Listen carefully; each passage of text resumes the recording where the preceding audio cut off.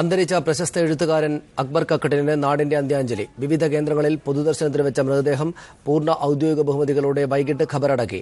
കക്കട്ടിൽ കണ്ടോത്തുകുനി ജുമാ മസ്ജിദ് ഖബർസ്ഥാനിൽ നടന്ന സംസ്കാര ചടങ്ങിൽ സാമൂഹിക സാംസ്കാരിക രംഗങ്ങളിലെ നിരവധി പേർ പങ്കെടുത്തു. അർബുദ രോഗത്തെ തുടർന്ന് കോഴിക്കോട് സ്വകാര്യ ആശുപത്രിയിൽ ചികിത്സയിലിരിക്കെയാണ് അക്ബർ കക്കട്ടിലിന്റെ അന്ത്യം. രാവിലെ അക്ബറിന്റെ വിയോഗവാർത്തയറിഞ്ഞ നിരവധി പേർ ആശുപത്രിയിലെത്തി. ബെഡ് റെസ്റ്റ് പറഞ്ഞിരിക്കുന്ന ഡോക്ടർ 2 ആഴ്ചത്തേക്ക്, അതുകൊണ്ട് ഫോൺ എടുക്കില്ല PK എന്ന് പറഞ്ഞു.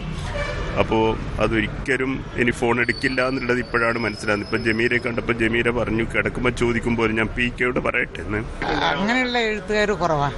എഴുത്തുകാരുടെ ഇടയിൽ അത്ര മിങ്കിൾ ചെയ്യുന്ന ആളുകളും അത്ര പബ്ലിക് റിലേഷനുള്ള ആളുകളും സ്നേഹമുള്ള ആളുകളും കുടുംബ ബന്ധമുള്ള ആളുകളൊക്കെ വളരെ കുറവാണ്. രാവിലെ 9 മുതൽ 12 മണിവരെ കോഴിക്കോട് ടൗൺ ഹാളിൽ പൊതുദർശനത്തിന് വെച്ചു. സുഹൃത്തുക്കളും എഴുത്തുകാരുമടക്കം ആയിരക്കണക്കിന് ആളുകളാണ് മലയാളത്തിന്റെ പ്രിയപ്പെട്ട സാഹിത്യകാരന് അന്ത്യാഞ്ജലി അർപ്പിക്കാനെത്തിയത്. അഭിനയങ്ങളും നടിപ്പുകളുമില്ലാതെ വളരെ ലളിതമായി ഒരു കക്കട്ടിൽക്കാരനായിട്ടുള്ള ഒരു മനുഷ്യന്റെ, പച്ച മനുഷ്യന്റെ ആളുകളോടുള്ള സംസാരം പോലെയായിരുന്നു അക്ബറുടെ എഴുത്ത്.